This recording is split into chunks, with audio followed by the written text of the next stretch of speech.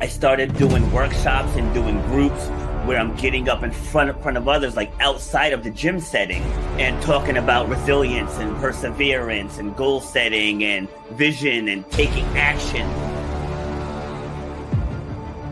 You should know what 1 hour of your time is worth. You should know the value that you bring to the marketplace. You know what your passion is.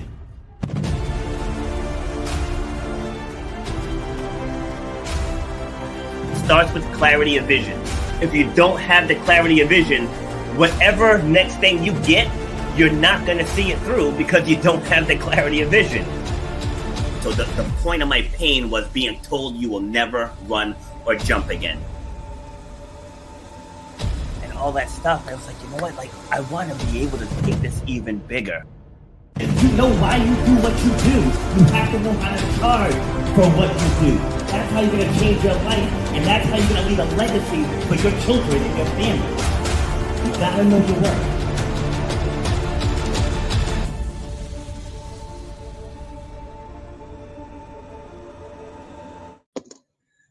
There we go. Okay, sorry. Great things happen when you go live, always. But anyways, this is Rob, and I'm back with episode number 371 of Shut Up and Grind. We're all about overcoming obstacles, defying the odds, and helping you clear whatever's blocking the path to whatever success you want in this lifetime. See, so what happened there was I had my headset connected to my phone still, so when the intro was going through, it messed everything up. So that's what threw me off there. So anyone who saw that's what happened. All right, so today we're going to be talking about the comeback starts when the chaos stops leading. So what I get from that title is, those of you who watch this show on the regular, you know that I constantly say, if you're on fire, you can't see the fire. So basically, you're just consumed by the things that are causing your struggles, that are causing your emotional distress, and that's what you focus on. And I see my guest backstage nodding in agreement, right? So, but once you can take that focus and put it onto what you want, that's when the comeback can begin. So let's bring my guest on now. This is Phil Barth, and we're going to get his take on this subject. How you doing, sir? Fantastic, Robert. Thanks for having me. Absolutely. So again, I apologize for the reschedule yesterday, but I'm glad we were able to do it, It's the all very good. next day. So thank you for being flexible. All right. So where are you joining me from? I am joining you from southwestern Ohio. Southwest Ohio. Okay. Yeah. All right. Are you originally from there? I am originally from the northern part of the state. So Okay. I've spent more than half my life down here in the Southwest. Okay. What brought you down there? Work. My first job was in Hamilton, Ohio, which is northwest of Cincinnati. And after that, I met a lady down here. We got married, and we've been down here ever since. Raised a family, and just love the area. Love it. Does your shirt say "I was normal"? Yeah. Hang on. You see, Awesome. it was normal till I got my first rubber chicken. Oh God. Yeah, we're gonna dive into that a little later. It's like I really don't dig too far into my guest background because I want everything to unfold naturally.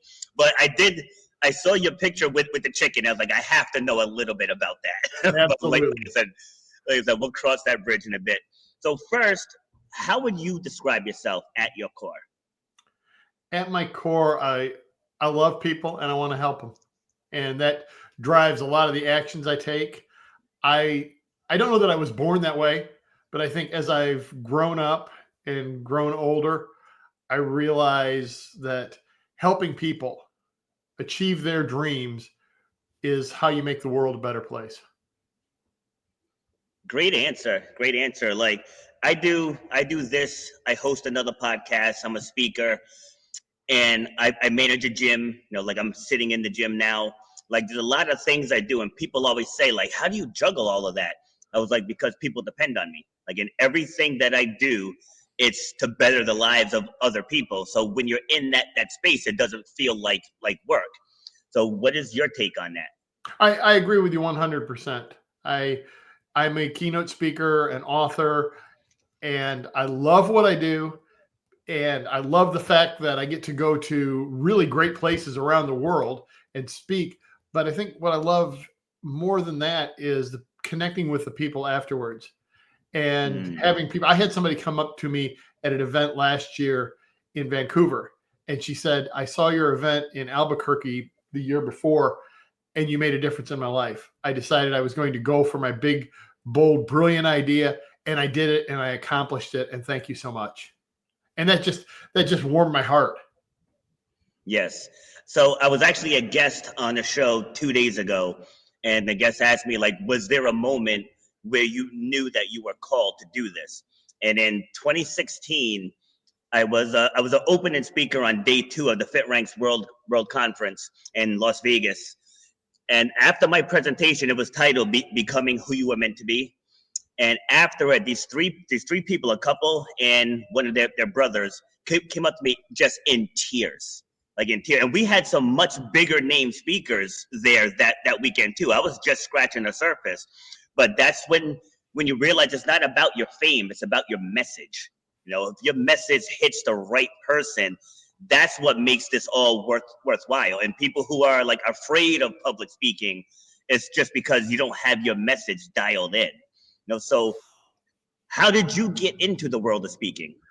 So I volunteered to speak at a conference a little over 20 years ago, and they picked up my symposium session. It was out in San Diego. So I did it, and it was a bomb. It was terrible. And I wasn't afraid of public speaking. I just should have been. And, people were leaving the audience, and we could get into the reasons why it was such a bomb, but it was a bomb. Let's just leave it at that. And so I decided, well, maybe I need to study how this works and actually learn how to speak, because I do like getting up on stage and talking to people. That started a process where I went through Toastmasters. And about 10 years after that, I went to the finals of the World Championship of Public Speaking. So they start with 20,000 speakers, and I was in the final 9. And so, along that journey, I realized I could do this. And then a little while later, somebody said, would you come and speak and we'll pay you? And I thought, you mean what I love to do for free? You'll actually give me money? And so, right? So I kind of grew into that. And that core message of, overcoming your fears, negativities, and self-doubt. I call it frying your chickens. That was in the speech that got me to the finals. And so I kept delivering that. And over time, kind of grew it to a point where I retired from my IT job, and my full-time business is speaking and talking to people and writing books about it. That's great. That's great. So the premise of this show is about overcoming obstacles. So let's go back to that moment where you bombed, because a lot of people, that would have broke them. So how did you get through it, and what did you learn from it? What I learned from it was I wasn't as good as I thought I was. That's one thing. The other thing was the opening speaker at the conference was Tom Peters. And I followed him, and in the back of my mind, I'm thinking, you're not as good as Tom Peters. And I was apologizing for things that I said that were different from what Tom Peters said. And so that was the bomb. But the one thing Tom Peters said was, if you are having problems with your communication and you want to grow your network, you need to join Toastmasters. And that was my takeaway. I went home, went onto the website, found a Toastmasters club, and joined it, because I knew I needed to get better skills. I had 2 choices, right? I could shut up, or I could grow my skills, and shutting up was not an option. Love it. Yeah. So similar, I went to, are you familiar with Eric Thomas? Name sounds familiar. Tell me about it. Okay, yeah. So he's up there. Like, he's one of those six figure per event speakers. He's one of those. Mm-hmm. So like, I went through his speaker training program, and so I was down in Atlanta. There were 41 people, and I was like, all right, I'm gonna just go in there and just put on a show. Right, just gonna put on a clinic. And so we only had 10 minutes to speak. So as far as speaking, I felt like I did better than everyone else there. So the next day, driving back, because I flew into Boston, and I'm down here in Rhode Island. So I'm driving back home, and the CEO of Eric Thomas's company calls me, and he's like, hey, thanks for coming down and all that.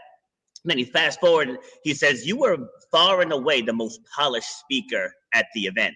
I was like, okay, all right, like, that's what I was going for.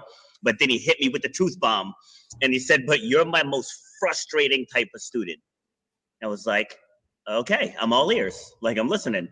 But he said, because I tried to put on a show, he said, you put in too much information. He's like, he's like, your delivery was spot on. He said, the people were engaged. He's like, but you didn't move anybody. He's like, if you want to command $20,000 per speech, you have to invoke emotion. And that one phone call completely changed the way I deliver all of my talks.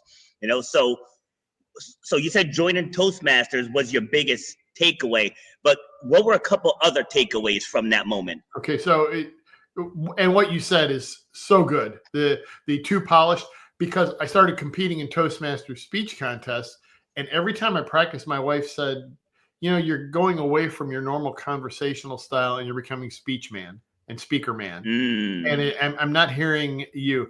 And I'm telling you, Robert, it took me years to get beyond that.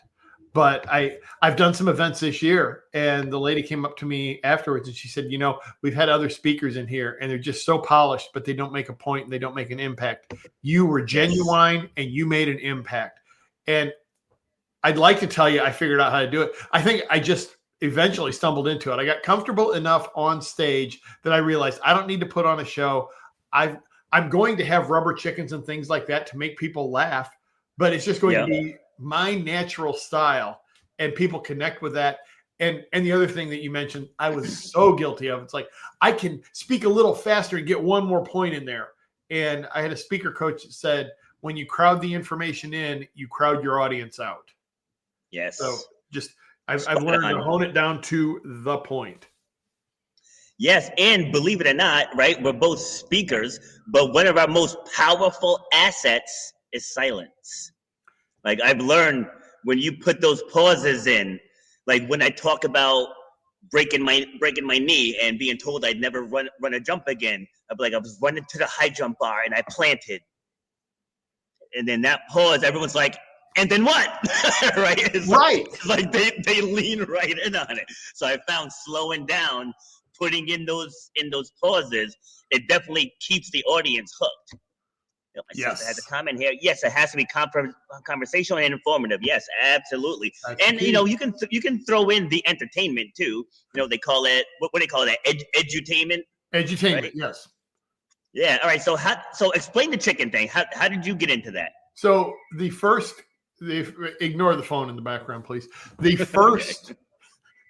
first speech, the one that took me to the finals, was called Fry Your Chickens. And at the time, I didn't have rubber chickens. I just kind of walked around like chickens saying, it was the story of asking the woman I'm now married to out for the first date. And all the chickens going, oh, you can't do it. She's out of your league. And people related so much to that. And I'm just talking and acting out what's going on in my head. And eventually I stumble through and ask her for a date. And she says yes. And so there's the moment. And so that one took me all the way to the finals. It was out on YouTube and so on. And eventually someone brought me in for our corporate headquarters. And I didn't realize at the meeting that I was in that they were going to do this, but they played my speech and then brought me up and gave me a rubber chicken as an award. And I was like, well, that's really cool. And then I bought a few more and I started using them instead of dancing around, and people really connected to the rubber chickens. And then I realized on Amazon, you can get these little, and I don't have any right here with me, but you can get these little like 3-inch high rubber chickens and give them out to people and toss them to the audience. And then people love it. And it's got a QR code on it. It's my business card. I give you a little rubber chicken. QR code takes you right to my website. And people have told me, I throw away a lot of business cards, but I still have yours on my desk. I love it. There's this guy who runs an obstacle race in New York called Gabe Capobianchi. He was actually on the show a couple months ago, but he does something similar with chickens. We do an event in Massachusetts called the New England OCR Expo, and he had a booth this year, and he was actually dressed up as a chicken, and he had this little game where you got to jump from chicken to chicken without touching the floor. Like his table had the most engagement. Oh, it was a that's blast. awesome. I love that. Oh man. Yeah. Let's see. My sister. Go Sorry, ahead. my sister's got another comment. My first speaking gig was at a small business expo that changed the trajectory of my business. Yeah, absolutely. It's like I'm starting to steer what I do now into helping business leaders and business owners promote their business through speaking, because it's one of the most powerful things you can do. I mean, I'm sure you can attest to this. Monique, I'm sure you can too. That when you talk to someone about their business and they talk for like 10 minutes and you still don't know what they do. Right. It doesn't make any sense. So, like, what would be your elevator pitch, your one sentence pitch? So I'm on a plane and somebody asks me what I do. I save companies money by lowering stress. Boom. Yeah. Boom. Then, well, how do you do that? Point. It's not, I'm a keynote speaker. The troop turned you off, right? I save money. Yep. People are like, ooh, I like money. I'd like to save money by lowering stress. Yep.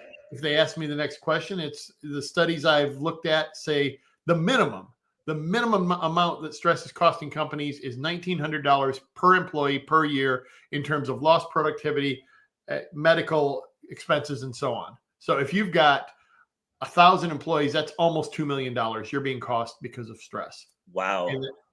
And I had a guy on the plane recently. He said, what do you do? I said, I lower stress. I'm a keynote speaker. The keynote speaker came later. I said, what do you do? He goes, I cause stress. And so we started laughing. Right? I said, that's the best answer I've ever heard. And at the end of the flight, he said, well, you know what? Maybe some of these people I'm stressing out need help from you. Do you have a business card? And so what do? I reach into my backpack and pull out a rubber chicken. And he's like, that is awesome. It really is. I have to come up with something like that. That's a genius idea. Absolutely genius. All right. So they're cheap on Amazon. It's like a little over $3 you get about 35 cents a piece. I buy them in bulk. Oh, wow. Yeah. Yeah, that's great too, because it stands out. I mean, I have stacks of business cards, but I can't tell you the last time I looked at them. But to have something like that, tangible, like people will have keychains, people will have like bottle openers, things of that nature. I have all of those, just because again, it's a usable item. Yep.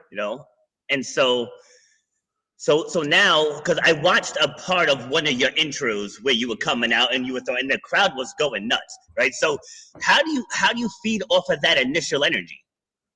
That's what I love to do. Is I start there and then I just get up there and so they're already up here, so I can come out up there and I will start with a story. It depends on what we're talking.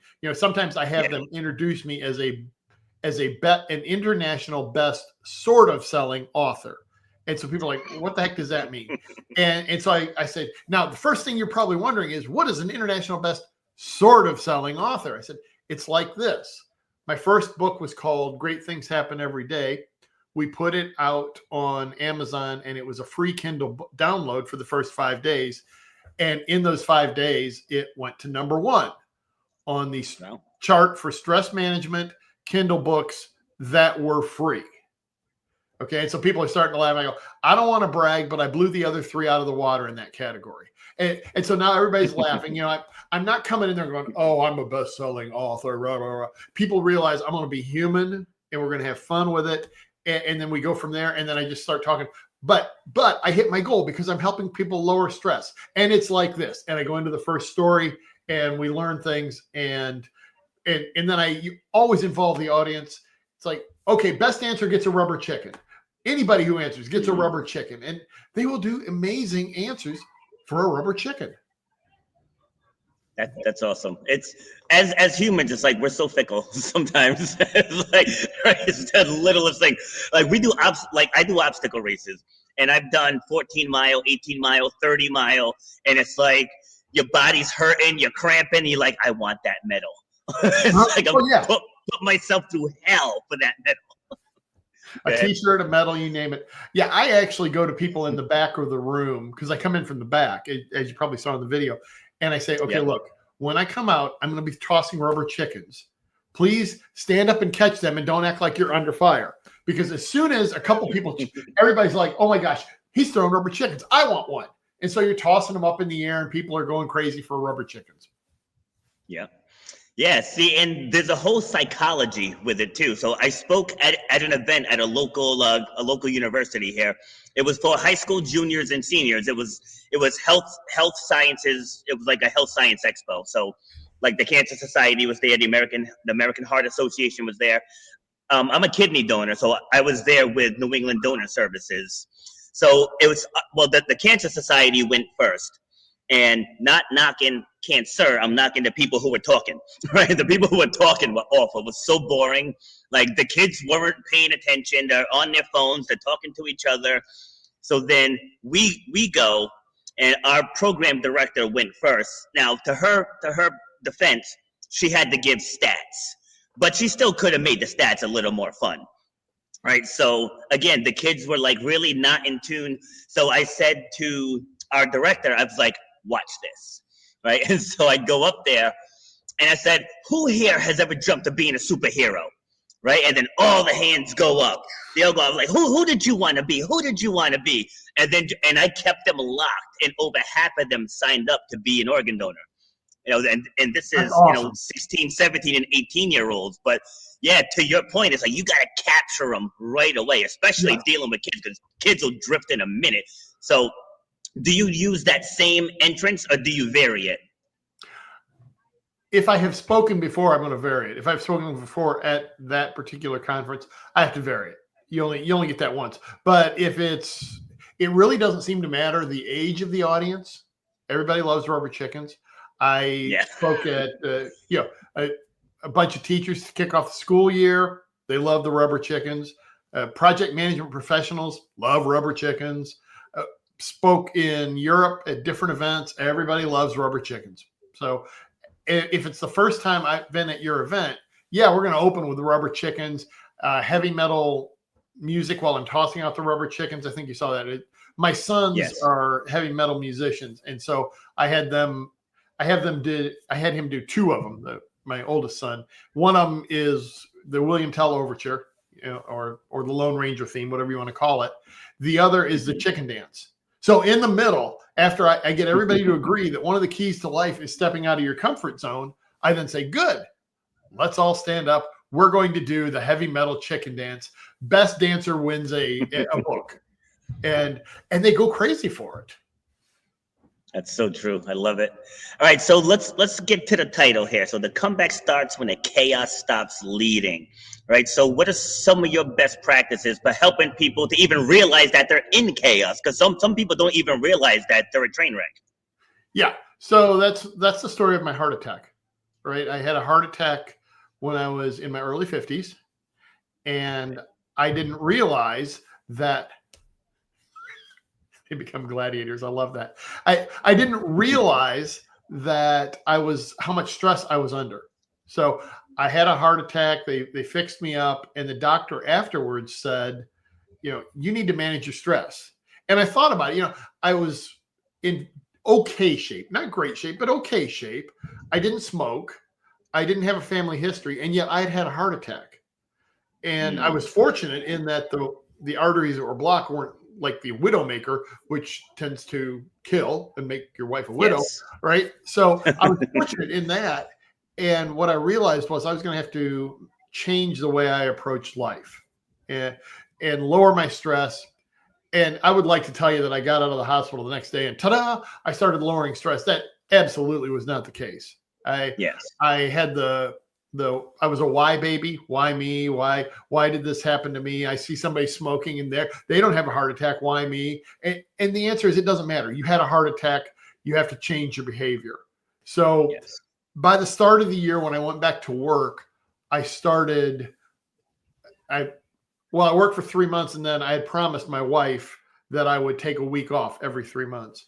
So we took a staycation, and we went to the zoo the first day. And at the end of the day, I got on social media and said, here were the great things that happened today. And everybody gave it likes. Well, likes on social media. Woohoo. Right. So the next day it was the art museum. Same deal. So here's the great things that happened. And I thought to myself, I wonder how long I could keep finding great things that are happening in life. And it's been about 10 years.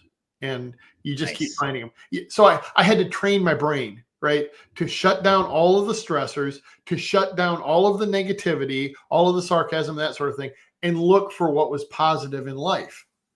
And once I did that, that's where the comeback started.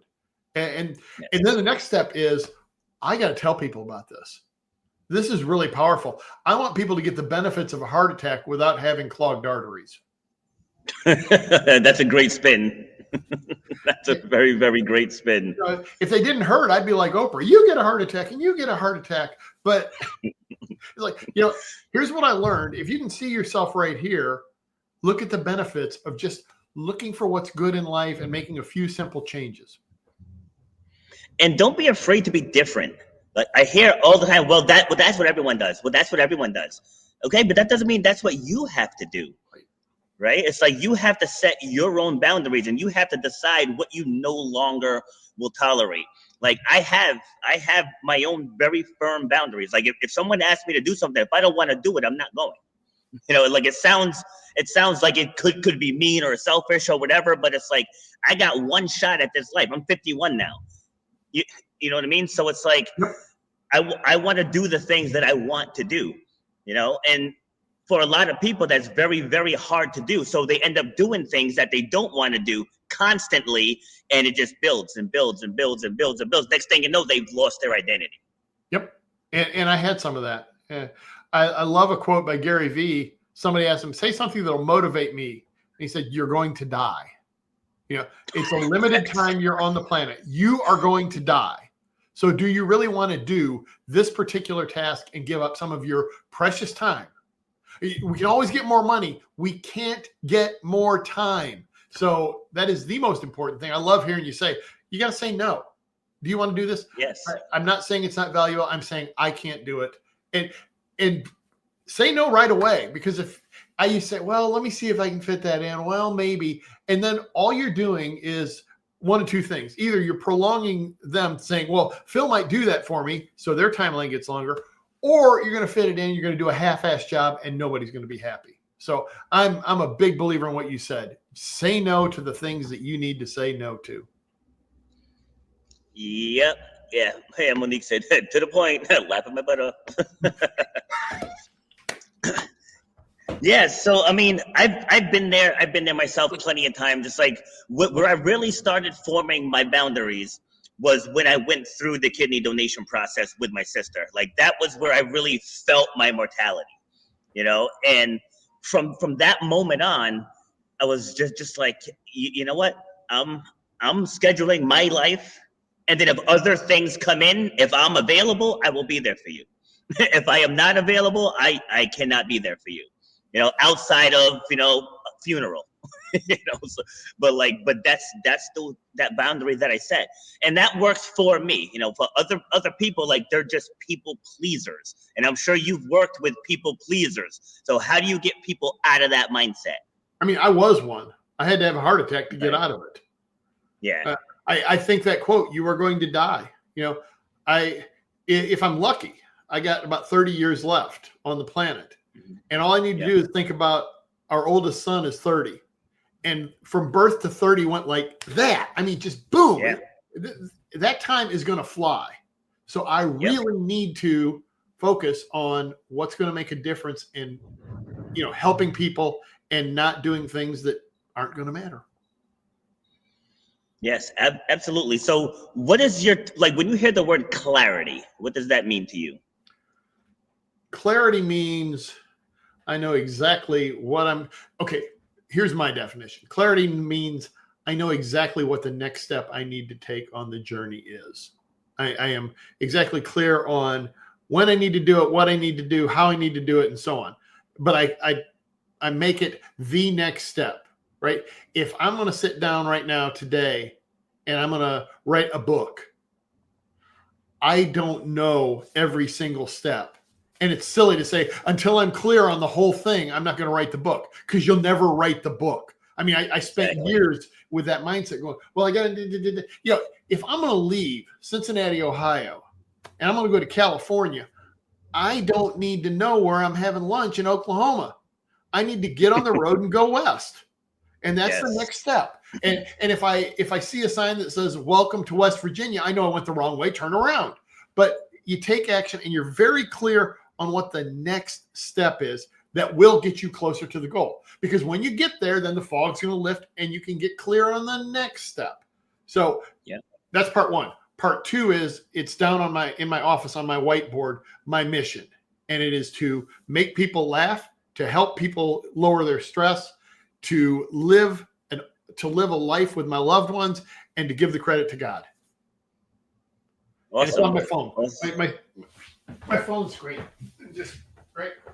Turn it on. There it is. It was laughter to millions. Lower the stress. Live life to the fullest. All glory to God.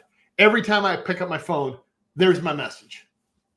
Absolutely. I interviewed someone. Well, we just had like a dialogue. We just went live on a bunch of different platforms, and we just did a live. Like, it wasn't a formal podcast, but we were talking about, I always say for most people, when you're stuck, the answer is right in front of you. Like, it's right there. It's waving at you. It's trying desperately to get your attention, but you don't see it. And so I asked her this question, because she's looking to like get on podcasts and all that stuff. I said, if you wanted to get on 10 podcasts, what would you do? And she started saying, I would Google this, and I would go here, and I would go here, and I would go there. And none of her answers were wrong. I said, your first answer should have been, ask me. There you go. Right? Like, ask me. I have about 50 podcast friends that I can connect you with. Right? I said, you just went to all these other places, and you're talking to the person that I can probably get you booked by the end of the day. Exactly. You don't need Google. You got one. You go to the source of the expertise right there. Boom. Exactly. Oh, God, that's great. All right, how much time we have? Oh, we have plenty of time. All right, so tell me about another time in your life where you got a big breakthrough, something that you struggled with, and it led you down to a different path. Okay, besides the heart attack. Besides the heart attack. Besides the heart attack. I think the other big breakthrough was a speaker friend of mine. This was before I was really doing a lot of keynote speaking. Said, hey, I've got this virtual assistant who can help you find possible speaking opportunities. And would you like her contact information? I said, absolutely. So I hired her to find me. I said, find me. I know project management, business analysis, and IT, and I know how to deal with stress and goals. So find me some conferences that are looking for speakers. So she gave me a spreadsheet. And one of them, I said, wow, this is 2022 that I'm early 2022 or late 2021. I said, that conference I attended, that very conference back in 10, 15 years ago. So I'm going to go ahead and fill out a call for speakers and see what happens, because I think it'd really be cool to be one of those speakers that I saw back then. Yes. And I filled it out, and I got an email and said, hey, Phil, congratulations. You're going to be speaking on our stage symposium. No money, but you're going to do that. So I went to the conference. It was in Boston, and I spoke, and the lady who's running the conference came in, and my opening that day was, I had to apologize to everybody in the room because 2 days earlier I had been at the Cleveland Guardians New York Yankees playoff game, and I had lost my voice because the Guardians came back. Oh, no. And I said, I'm sorry, my voice is still a little hoarse. Now, I'm in Boston. Are you from Boston or close to? I'm in Rhode Island. Rhode Island. So you know the Boston mentality for fan. I said, yes. But you're going to have to forgive me. I lost my voice rooting against the New York Yankees. Oh, they erupted. Everybody in the room applauded. The lady smiled, and we were off to the races. Okay, so what happened from there? How did that become a breakthrough? She talked to me afterwards and said, I do other conferences. Would you like to do keynotes? And from that one event, some of hers and customers who were at hers from others, it's over 40 distinct keynote symposiums and workshops I got, the children and the grandchildren and the great-grandchildren, 40 and counting. Yep. So it was a breakthrough in that I went ahead and applied. And it was a breakthrough that despite the fact I ignored my wife's advice to not lose my voice at a baseball game, I had a comeback, here's why, and turned it into a joke against the New York Yankees, which they did beat the Yankees that night. And and everybody was on board. And that one led to more. And each time I had to make sure I was on top of the story, making it better, and it worked. And that's been the biggest success story so far in the speaking business. I mean, if I could get 40 events for every one I started, I'd run out of days in the year, wouldn't I? That'd be good, though. You certainly would. I mean, some of them were virtual too, so it just Yeah. Some of them I just walked into the office, did the session, and I like that. Honestly, I like getting out with people better, and I like hanging out in places like Boston, like Orlando, and so on. But sometimes it's just good too to walk downstairs, get to know people, speak, and then come back upstairs and play with the dogs. Yeah. It's about showing up too. So even though you lost your voice, you still showed up as you and brought that energy. Like I was on a virtual summit a couple months ago. And so I had the pre-call with the organizer, and she says, and we expect you to dress in professional attire. Right. And so I said, whose profession are we going by? I said, because you like that one. Because I said, in my profession, right? It's like in my profession, I can wear a tank top. And said, so that's why I wear a tank top. This is me. Like I would never wear a shirt and a tie into this gym, right? Like that's, and ironically, the summit was about authenticity. I said, so you're trying to ask me to show up in an unauthentic way, right? So she's like, okay, you can come as you wish. So like if you don't question things, then you're just going to become another fish in the sea. I had a speaker that asked me, so you do all this stuff with rubber chickens and humor. He said, what if a potential customer or potential client doesn't want that? What if they don't want the humor in the rubber chickens? I said, then they're not my client. They need to find the speaker that will match them. If they want somebody all buttoned up in a suit and tie, I mean, I wear a dress shirt and dress jeans, but if you want like all that, stand behind the podium and shirt and tie, that's not going to be me. I'm not going to be comfortable. Yeah. Your audience is not going to like it. So let's just say it won't work, and we'll both go our separate ways and I'll find a client that works for me. You'll find a speaker that works for you. Yeah, exactly. Like, there's nothing wrong with turning down events. Like, I had an opportunity to speak at a career and technical school, and so I'm going back and forth with the principal, and she's like, "So, what can you talk about?" So we can talk to the students about confidence. We can talk about bullying. We can talk about self-worth. I said, and I can teach them how to make money with the smartphones, right? And she goes, "Oh, no. We don't want them to to learn about entrepreneurship." She's like we have programs in the school for that, right? Wait, it gets better. So then I said, shouldn't the kids know all of their options? It's like, isn't that what we're supposed to do as the adults, is let the next generation know what the options are? And she says, well, it's our expectation for the students to enter the workforce or to get further education. I was like, how is that your decision to make? Yeah. It's like, they should know. Like if someone, I'll use my son as an example. He went to an automotive school. I was like, shouldn't he know that he can film himself working on cars and upload it to YouTube or TikTok or something? Right? Like in this day and age, like you can have multiple streams of income easily. So needless to say, I turned down that gig. Because I was like, if I can't give them all the options, then you're not getting me as a speaker. No, I agree. Yeah. I had somebody once that wanted me to come in. They said, we want you to talk about how to lower stress. All of our employees have to work 60 hours a week and they're stressed. I'm like, you're not going to like the first suggestion I have. I think I know what they're having problems with work-life, family life balance. It's like, no kidding. Yep. You got them 12 hours a day, 5 days a week, or whatever it is. Yeah, that makes balance real tough.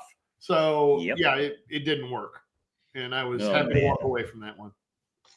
Yeah, I mean, my God, like the fact that they would even be looking for that is like, I mean, I'm a pretty solid speaker. You're a pretty solid speaker, but like, what do you tell someone who's working 12 hours a day, 5 days a week, and they have kids and all this other stuff? And oh, by the way, they're bringing me in here because they want you to keep working 12 hours a day, and they want you to keep doing this, and they want me to lower your stress. And in an hour, I'm going to have some magic trick that does that? I don't think so. Well, I could. It's like you need to find a new job, but the people who would be writing the check for that would not be happy with that advice. So that was just a man. Yeah, exactly. I wouldn't do that one either. Like, Nope. no way. I'm like, the problem is you guys. Yeah. It's like it's not them. The problem is you. So, oh man, Free advice. Oh god. Yeah, for real. All right. So, what do you have coming down the pipeline? So coming up this month, I have one more event. It's actually an evening program. A friend of mine is bringing me in to throw rubber chickens, and then we're actually going to eat turkey because it's the week of Thanksgiving. So that's going to be fun. Okay.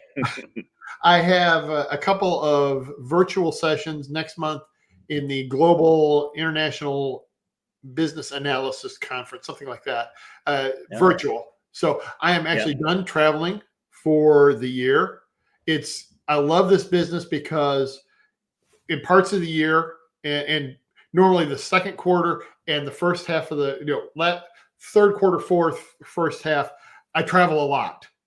And so next year I've already booked several keynotes, Orlando, a couple in Toronto, and I will probably be doing another European tour. I've done those the last 2 years. So that's awesome. Yeah, I love, like I said, I love that travel.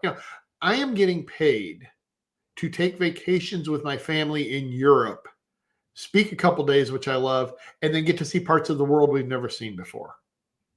It's just so much fun. See, and what people don't realize too, you speak for an hour. That's it. You speak for an hour. Yeah, my sister wants to know if you spoke in Vegas in 2010. 2011. 2011. Yeah, I was one of the finalists in the World Championship of Public Speaking in 2011.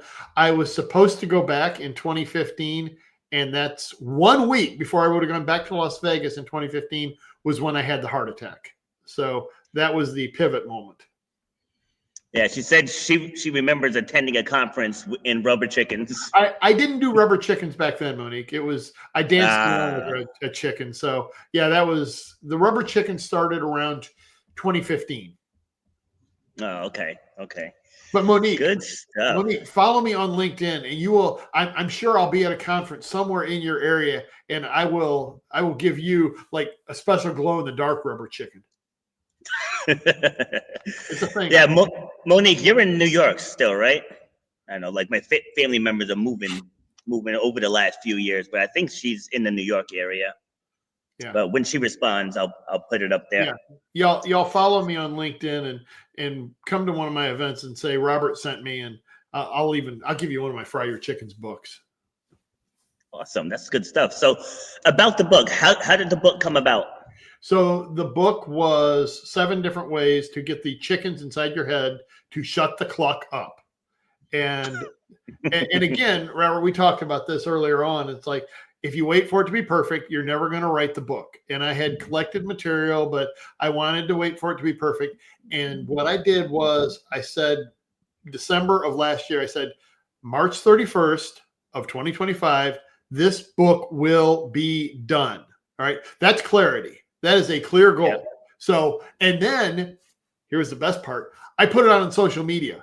Hey, March 31st of 2025, this book will be done. So now I've got, okay, you have written a contract with everybody out there on social media. And you know what happened? March 31st, it was done. And it's 7 ways to get the chickens to shut the cluck up. I love the graphic on the cover. I think you probably got that. And it was just, I wish I would have thought of that earlier, to just force myself to do it and force myself to write the chapters. And, there were a lot of fits and starts, and until I said, this is it, it's going to be done. And then it got done. Yeah, it took me 3 years to write mine. 3 years. I started it. I got like the first four chapters. and then it just fell off a cliff. Then like I do a couple, and then finally I was like, look, you got to get this done. Like especially trying to get better speaking gigs, paid speaking gigs. Like it just helps to have that title of author. Absolutely. So it's like got to get it done. Yeah. It's like in the beginning, I felt like a hypocrite because I don't really read books. Like I prefer to do audio, but I'm like, but that's selfish. I'm thinking about me and like think about the people that read books, right? That need this information. Exactly. And with my book, it was like all these chickens inside me are, oh, it's got to be perfect. You got to do this, you got to do that. And it's like, are you not listening to your own keynotes, Phil, when you tell people to take the steps and do it? I mean, what is wrong with you? Not what is wrong with you, but it's like, get it done. Fry the chickens and get the darn book out there. And I did. So with the chickens, is it because they always squawk? Yes. Yeah. Okay. So just wanted to make sure.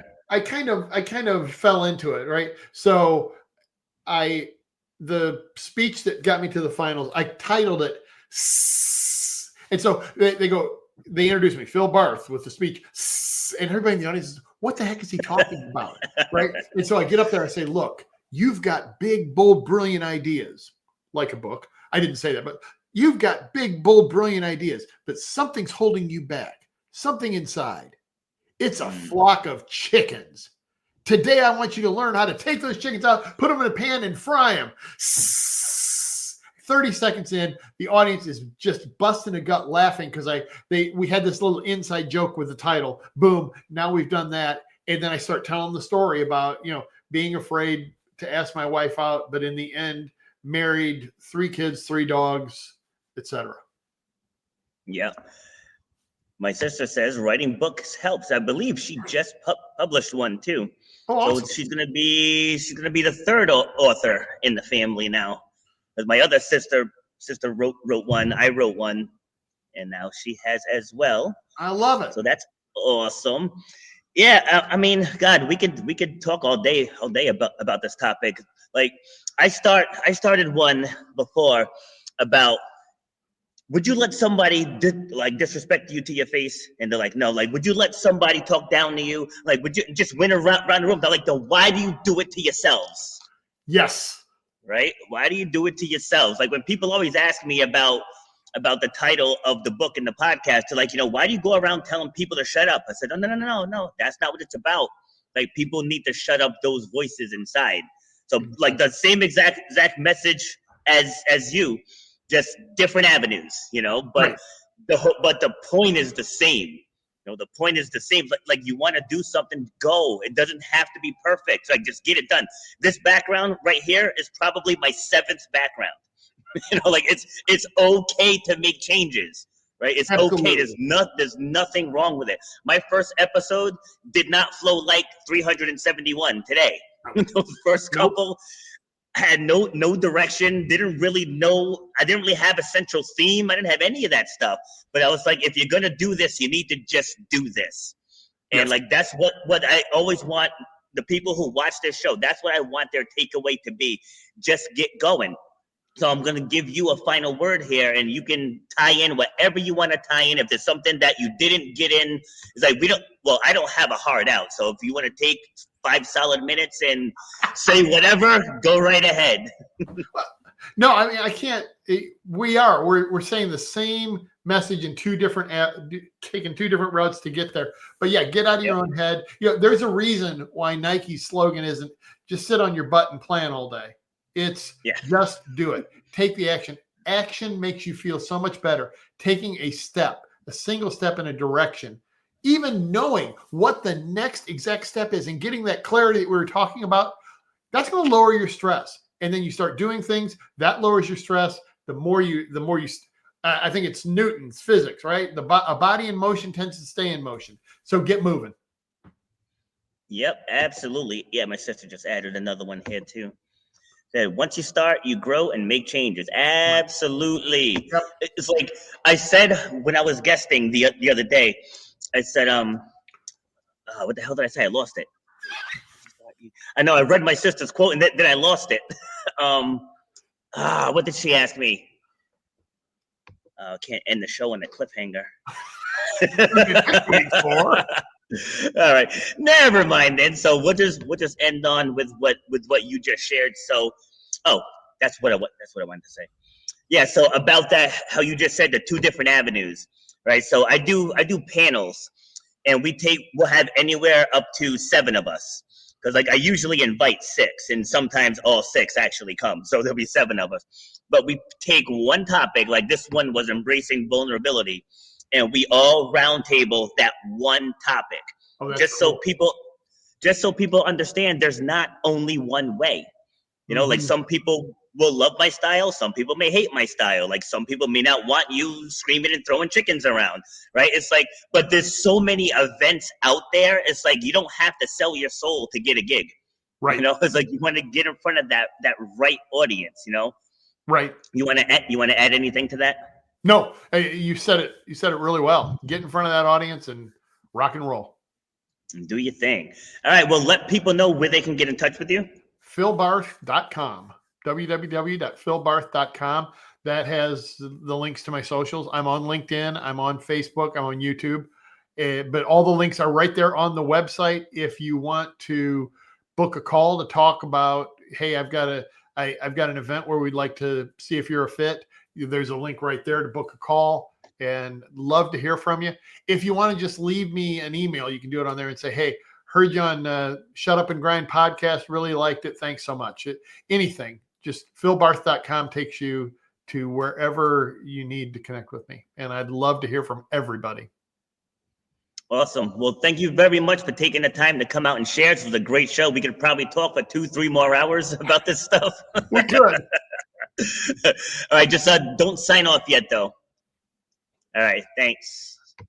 All right, so that was Phil. If you are just tuning in, make sure you go back and watch from the beginning. This was a great show. It was a fun show. It was a funny show, and a lot of great information sprinkled in there between the stories. So thank you for tuning in. As always, we are going to be moving to 4 days a week, because I actually paused booking. Like I haven't taken in a booking before yesterday for probably 3 solid months. And with just the 2 days a week, I'm booking into July of next year already. So there's like 60 people that I hadn't even responded to yet. So I added Monday and Wednesday. Okay, so we're going to be Monday through Thursday at 12 Eastern time. And those 2 are already booking into March now. So if you have any interest in getting on the show, telling your story, and you're not afraid to be raw and unscripted, hit me up on Podmatch. Go to podmatch.com, and I believe it's /Robert B. Foster, and apply to be on. All right, guys. Thank you. You've been listening to Shut Up and Grind. We hope you've gotten some useful and practical information from this show. Robert has over 20 years experience pouring his knowledge and expertise at many events in the service and fitness industry, as well as secondary schools and universities. He has a true passion for helping others break through the barriers that are holding them back. To book Robert B. Foster to speak or to reach out, go to robertbfoster.com. Till next time, shut up and grind.